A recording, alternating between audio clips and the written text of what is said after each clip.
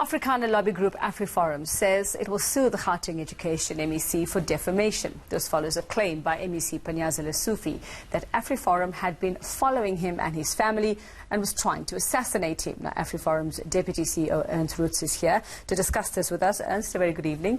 Thanks for your time. Now, some very serious claims here by the MEC. What do you have to say about it? Well, I hope that we get to the reason why we believe that what sparked this was our statement that he shouldn't be the MEC for basic education.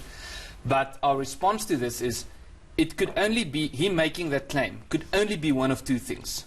Either he's lying and he knows it, or he actually believes what he is saying. And I don't know which is worse, because if he was to believe these type of statements, it's an indication of some form of mental illness.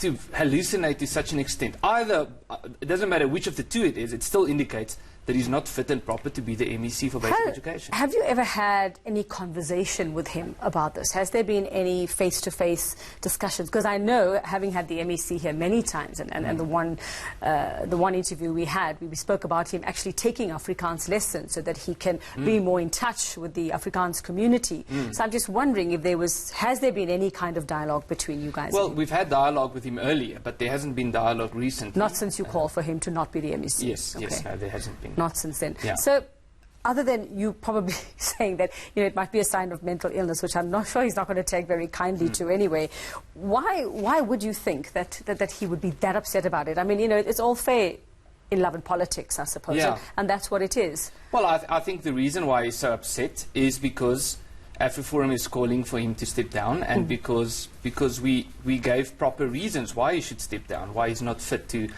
be the MEC. And if you want, I can give you the short version of... Well, give us your version, yes. We had invited the MEC. Yes, so the short version of why we think he should not be the MEC, or why he should be fired, is his department has been allocated 1.9 billion rand to spend on infrastructure development to make basic education more readily available. Of that, 24% was spent, which means in terms of their goals for this year, they were supposed to have built 6 schools.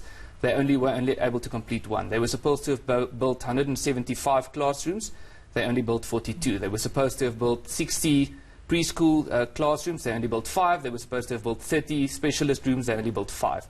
Now, on top of that, irregular expenditures by his department has stacked up to 900 million rand just in this last year. Now, if you add the 2 years before that, it's 2 billion rand in illegal expenditures by his department.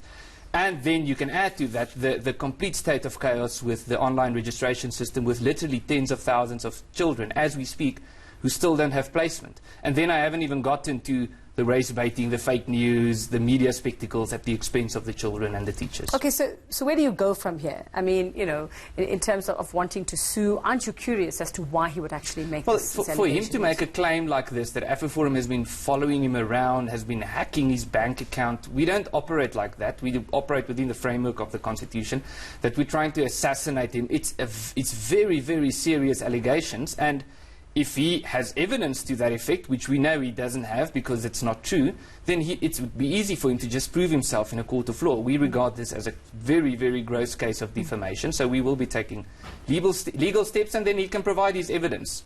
Have you started the legal process already? We have already consulted with our legal team, so we are in the process of filing our papers. And you don't think as it might be worth a request for a sit-down with the MEC to say, listen, we go back a long way in this conflict, or whatever it is, whether, when it comes to Afrikaans medium schools and all of that. I mean, starting all the way back there, it's not worth trying to have a dialogue first before. Well, we are always in favour of dialogue. Have you asked for one? If dialogue, we haven't asked for one recently. We have had dialogues before.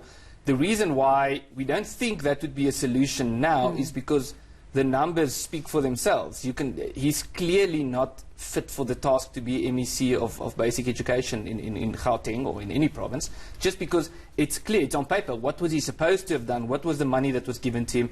What has he achieved? And how much money have they spent illegally on irregular expenditures? And that's an indication that he shouldn't be MEC. Okay, so just so we're clear, and I mean, we could talk about what the issue is when it comes to turning Afrikaans only schools into dual medium and all of that. We need a whole hour for that. But just so we're clear, AfriForum has never in any way ever threatened the MEC or said anything that might make him feel threatened. No. AfriForum has never done that and would never do that. All right, thanks very much for clearing that up. And yes, let's do remind our viewers that we had invited the MEC and he was unavailable to be here with us today. Hopefully we'll get more clarity from his side as well.